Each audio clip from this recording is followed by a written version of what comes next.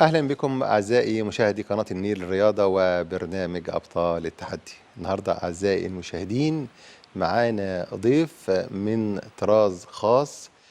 طبعا حضراتكم عارفين أن برنامج أبطال التحدي طبعا بيهتم بالمتفوقين رياضيا، لكن النهاردة معانا المتفوقين علميا.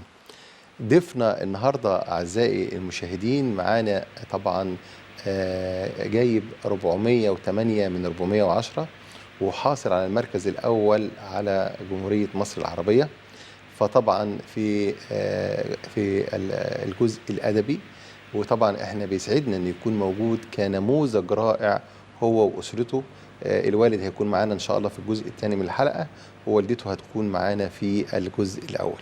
بطلنا اللي موجود معانا النهارده البطل الكبير، واللي ان شاء الله نشوفه يعني عالم، ان شاء الله تبقى عالم من العلماء، الكابتن عمر ضياء فاوي. منور يا عمر. اهلا وسهلا بحضرتك. ويسعدنا ايضا الاسره طبعا ليها دور كبير جدا على الابطال الحقيقيين. هم دول الابطال الحقيقيين. اذا كان الاب الام مين اللي بيساعد، وخصوصا لما تكون اذا كان اعاقات شديده، اذا كان اعاقات ذهنيه او حركيه، فالدور الاسره دي لازم تتكرم. فعشان كده معانا الدكتوره ريهام المليجي، والده البطل الحقيقي عمر. ازي حضرتك؟ اهلا وسهلا بحضرتك يا فندم. الحمد لله. بعد اذن حضرتك نبدا بقى ببطلنا. طبعا اتفضل. طبعا عمر، انت اولا مبروك.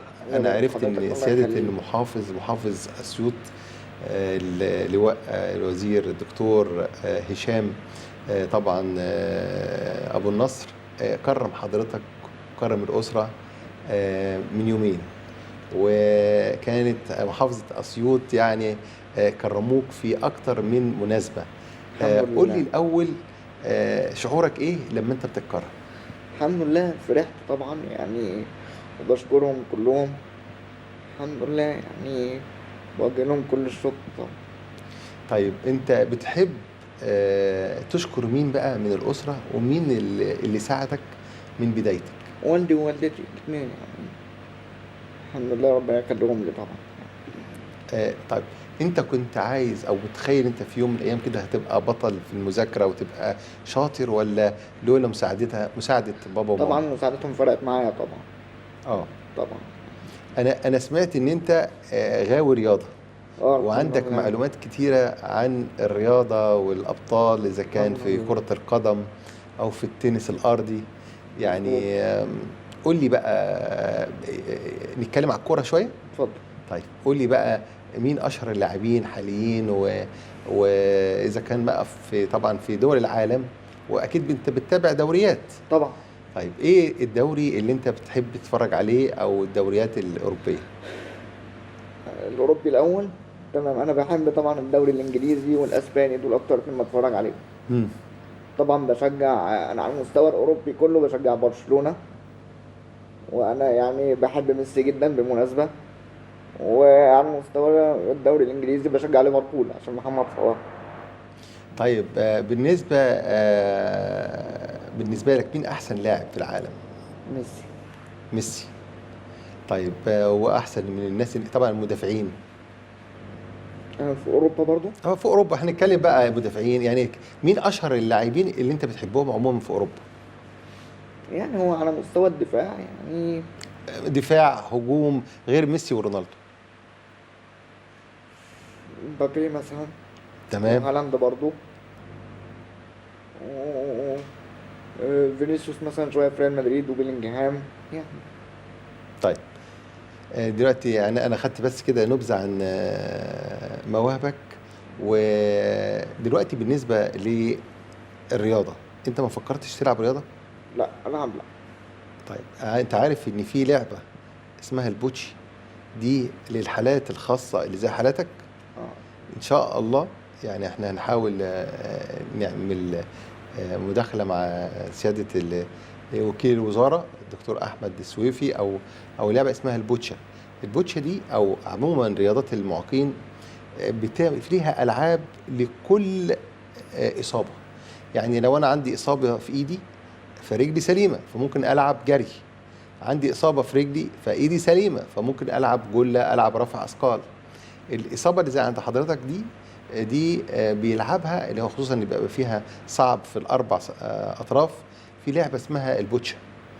على فكره في 2 لاعبين مسافرين اولمبياد او دوره باريس، واحد اسمه محمود، واحد اسمها هناء من المنوفيه، ورايحين يلعبوا لعبه البوتشا.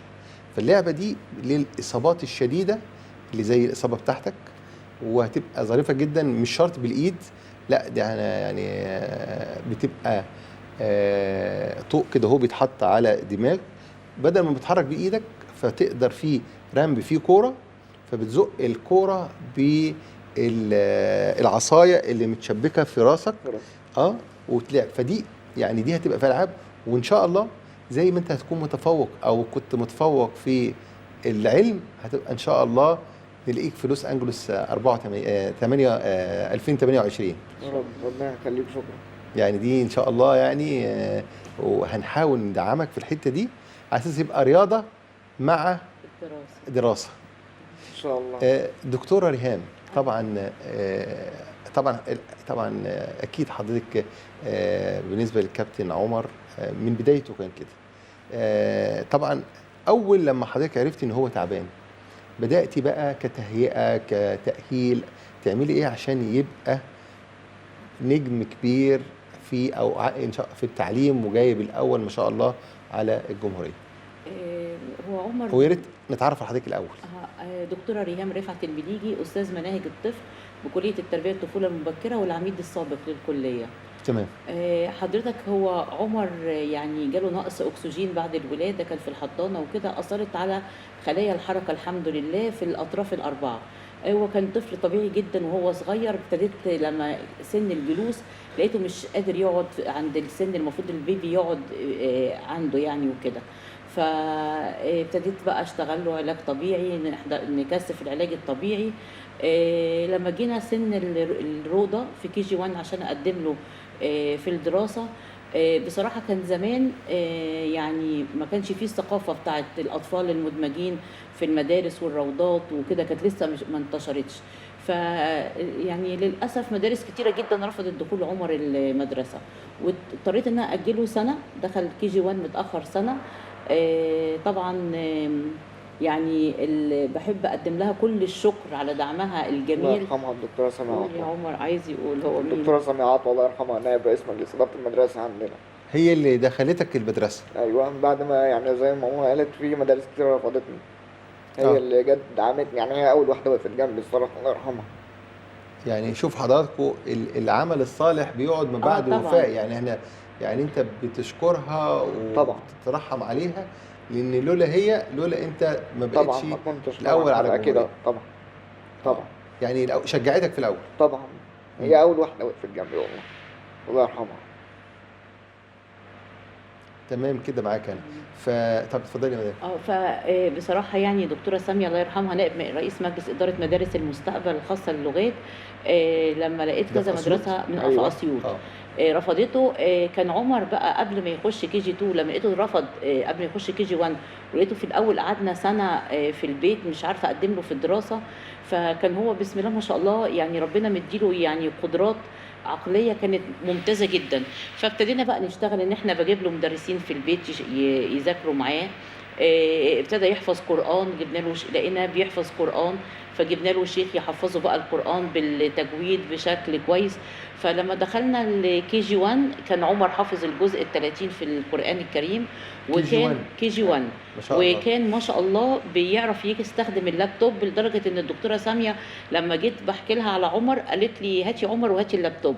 ففتحنا اللابتوب وتمليه يكتب على طول على الكيبورد باستخدام صوابعه. فقالت له يا عمر ده شرف ليا وجودك في المدرسه، ده انت اضافه لينا بصراحه. يعني ذللت لنا كل الصعاب في المدرسه، كانت بتخليه يستخدم الاسانسير الشخصي الخاص بيها، يطلع بيه الفصل وينزل من الفصل.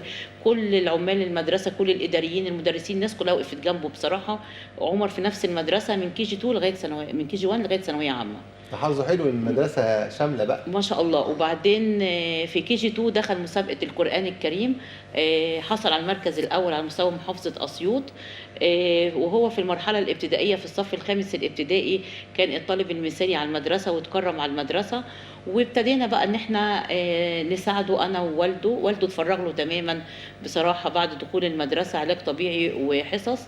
وابتدينا يعني بقى كان علاج طبيعي في الأسبوع كم كان مرة؟ بياخد جلستين في اليوم علاج طبيعي علشان ما يحصلوش تيبس، بجانب بقى الدروس وبجانب المدرسة. هو كان طالب انتظامي في التعليم لغاية. البرنامج اليومي كان عبارة عن إيه لعمر؟ عمر كان بيصحى من النوم حضرتك الصبح مع اخواته بينزلوا المدرسة.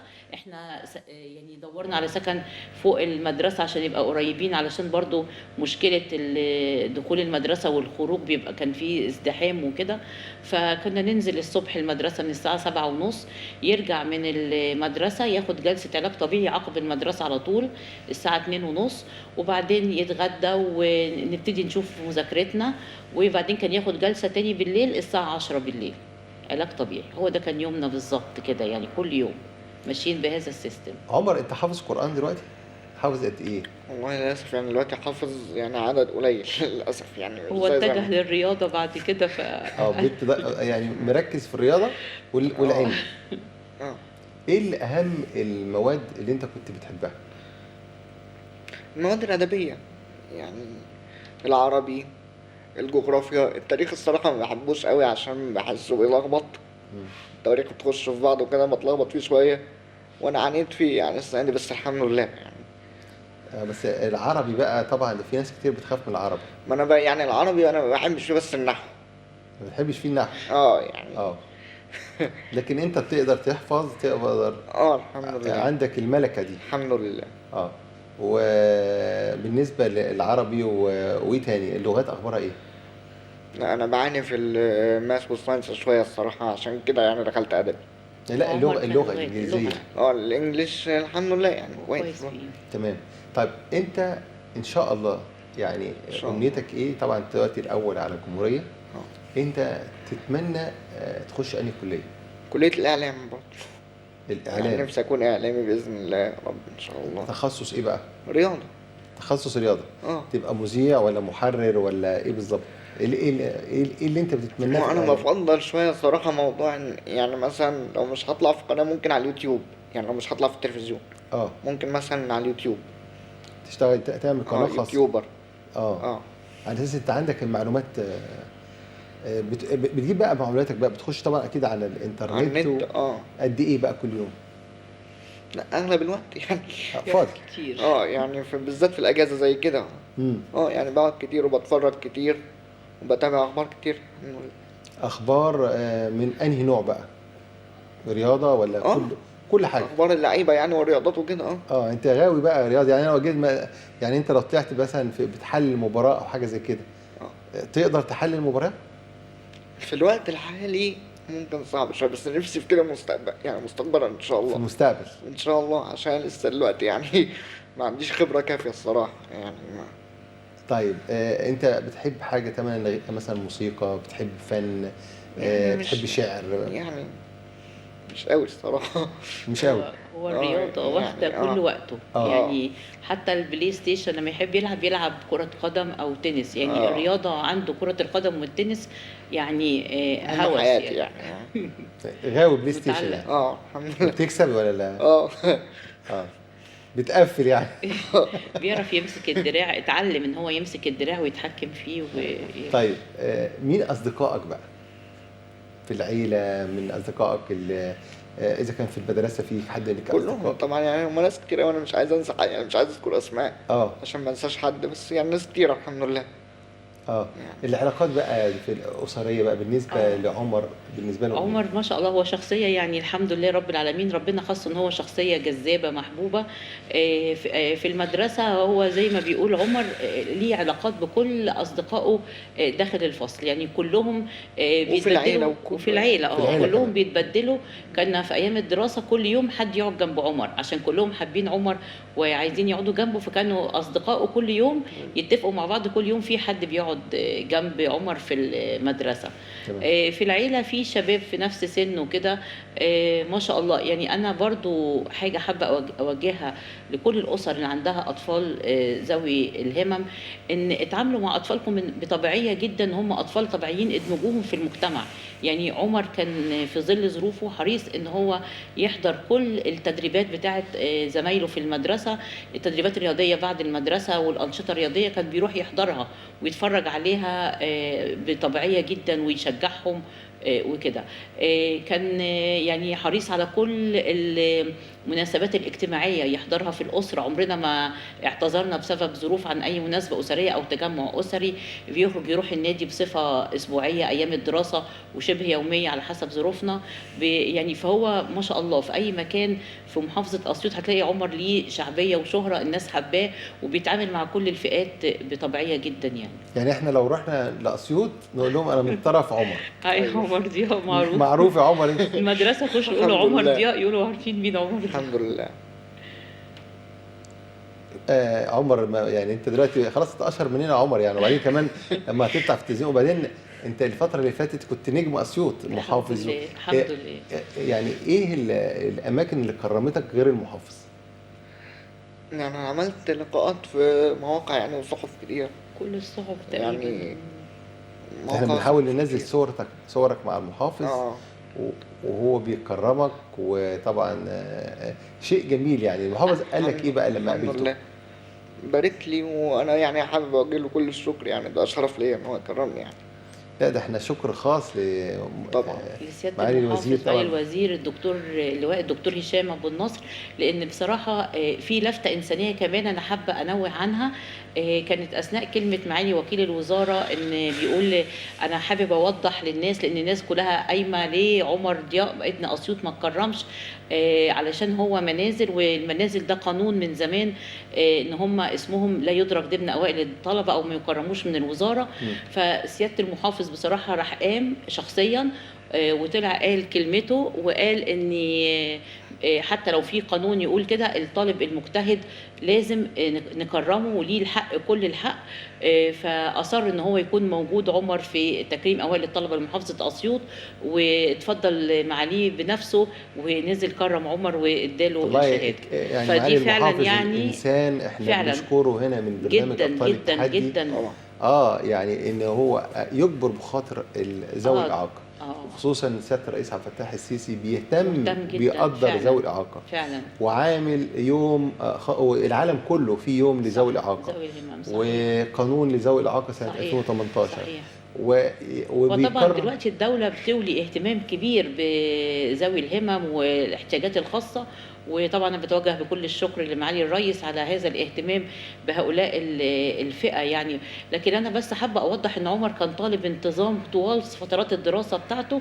احنا بس اضطرينا في الثانوية العامة لما عشان الشاتو تيتشرز اللي بتروح معاه كانت بنوتة صغنونة لطيفة، وفصل ثانوي طبعا كانوا كلهم شباب وكده، فهي كان شايفة في احراج في تواجدها داخل الفصل مع الشباب. فاضطرينا قلنا خلاص نحوله منازل، يعني هو ده بس السبب. لكن هو كان طالب انتظام في المدرسة طوال فترات دراسته كلها. لا احنا يا ريت بامانه كل المسؤولين يكونوا زي معالي الوزير المحافظ طبعا كل اللي هو الشكر. الدكتور هشام ابو النصر. هو شخصيه محترمه اصلا جدا جدا. فالحته الانسانيه دي صح. وعشان النهارده كنا هنكلمه بامانه، واتصلت بيه فعلا وهو مشكورا، بس كان عنده التزام في العاصمه، فهيبقى كان صعب الاتصال. تمام. فيعني ان هو رد علينا، ودي يعني حاجه هو ما تحسب له تاخرش، بأمانة. مجرد ما عرف الخبر ما تاخرش تماما، ان هو ده اصر على وجود عمر، ويعني راعى ظروفه وكرمه يعني بصفه يعني رسميه في المحافظه. فده كان اكبر تكريم، والتكريم الشعبي. في صوره مع الخطيب دي ايه يا عمر؟ دي الصوره بتاعت الخطيب دي. ما انا من عشاق يعني كابتن الخطيب جدا يعني. من عشاق كابتن الخطيب جدا جدا. هو بيبقى حريص في كل زياره انه لازم يتصور معاه في النادي. بتروح النادي الاهلي على طول؟ والاسبوع يعني من حوالي اسبوعين كده رحت كمان اتصورت مع اللعيبه كمان. اه ما رحتش ماتشات؟ ما بتروحش تتفرج على الماتشات؟ لا يعني ان شاء الله نفسي مستقبلا. لو عايز قول لي، انا اكلم لك الاستاذ وليد عبد الوهاب، ده رئيس هيئه الاستاد وصديق ليا، وفي بيبقى في نسبه لذوي الاعاقه بيخشوا ويتفرجوا على الماتشات. يعني انت نفسي ان شاء الله في مره نفسك بإذن- خلاص ان شاء بإذن الله نفسه- نداء نفسه الاستاذ وليد عبد الوهاب نتقابل. كابتن عمر ان شاء الله هيبقى يا ريت نعمل له تصريح دخول لمباريات اللي هتبقى في الاستاد. وبعدين الاستاذ وليد عبد الوهاب ده صديق وحبيب وما ما بيقولش لا لاي حاجه لذوي الاعاقه. فدي رساله لصديقي وليد عبد الوهاب، وانا هكلمه مخصوص رئيس هيئه الاستاد. يلا يا سيدي، عايز ايه تاني؟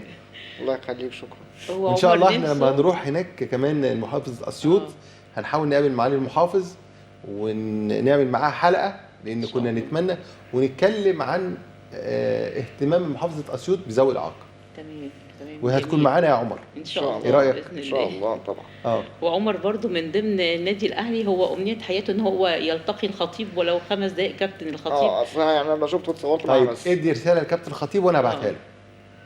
قول لي تقول له تقول لي يعني ايه كابتن نفسي الخطيب؟ بس في 5 دقايق بس معاه، يعني يقعد اقعد معاه معاه 5 دقايق. اتكلم معاه كده بس 5 دقايق، لان انا لما شفته يعني يا دوب عرفت اتصور معاه بس. حاضر. انا يبقى نداء لكابتن محمود الخطيب، طبعا رئيس النادي الاهلي، طبعا الانسان اللي بيهتم بذوي الاعاقه.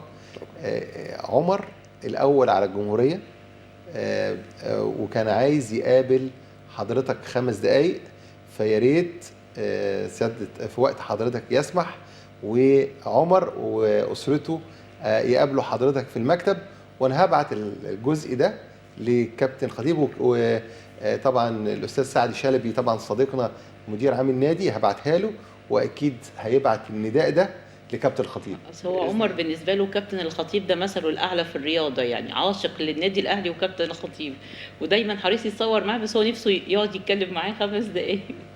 حاضر.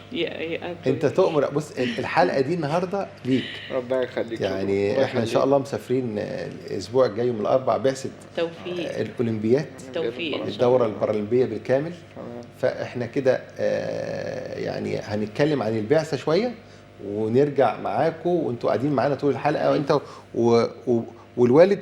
ولا طب حاجه حضرتك عايزه تقولي حاجه قبل ما الوالد يكون معانا في الحلقه؟ لا لا، انا بس حابه اشكر طبعا كل، يعني من لا يشكر الناس لا يشكر الله.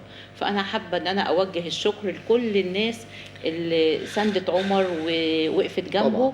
في مشواره التعليمي على المستوى الشخصي. يعني الحمد لله، يعني كان ربنا موفق عمر في علاقاته بكل الناس، يعني كان شخصية محبوبة. فأنا عشان برضو زي ما عمر بيقول مش هذكر أسامي عشان ما انساش حد، لكن كل الشكر لعيلتنا ولأسرتنا وإخوات عمر وإخواتي وإخوات زوجي والمدرسة كلها. بصراحة احتوت عمر منذ KG1 لغاية الثانوية العامة. فلكل الناس، دكاترة العلاج الطبيعي، كل الناس ليها كل الشكر. طيب على العموم اعزائي المشاهدين، احنا دلوقتي هنستقبل والد عمر، ففاصل قصير.